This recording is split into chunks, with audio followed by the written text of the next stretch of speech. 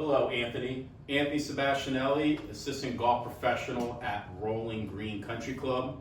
My name is Nick Iacono. I am a PGA professional, also certified in teaching and coaching. Been a member since 2011. And I'm also the lead instructor at Marion Golf Club. And we are here in one of our teaching bays to use our awesome new technology, Swing Catalyst. Now myself and also my coworker, we are ambassadors of Swing Catalyst, and we like using this technology for a multitude of reasons. Now, the main reason why I like using all of my technology is just like why someone would go to the doctor's office and get an x-ray. You might know kind of what the issue is, but until you can get some imaging, you're not going to know exactly what's wrong, or in this case, what they're doing. So Swing Catalyst measures a bunch of different things. It's going to measure the pressure that you put into the ground, and pressure is simply the forces that are perpendicular to the ground.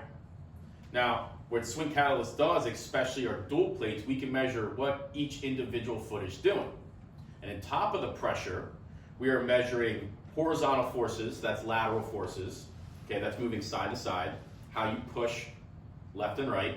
We are measuring torque forces, or AP forces, that's how you're twisting and rotating in the golf swing. And we're measuring also vertical forces, how you're jumping in your golf swing. So we use Swing Catalyst because you cannot see the force with the naked eye. If you claim that you can see the force, you are sadly mistaken. But also, we know that the force is preceding the motion. So when we look at movement patterns, someone is already incurring some sort of force, interacting with the ground before they're actually doing something. So it's really tough to get an accurate representation of what you're actually doing and how you're interacting with the ground. You can get an idea, but the idea with Swing Catalyst is, and for Anthony's swing, based on how he moves his arms and his hands, we have to make sure the timing is correct.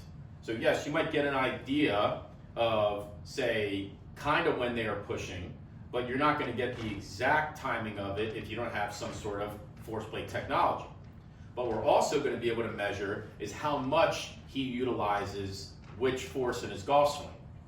So for him, we are looking to incur the torque force in his golf swing early parts of this transition, so that way he can kick the club out a little bit better and hit his shots. And from there, we know we can incur the vertical forces earlier so he can hit a nice high draw.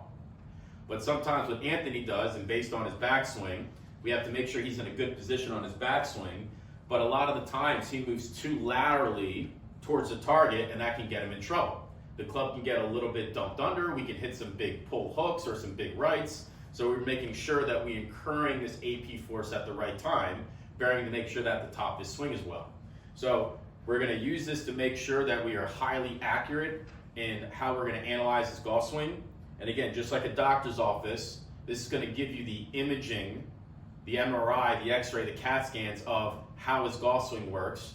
And my job is to make sure that I'm reading these images and telling him from an external point of view, how are we going to push the legs to help his golf swing move the way he wants.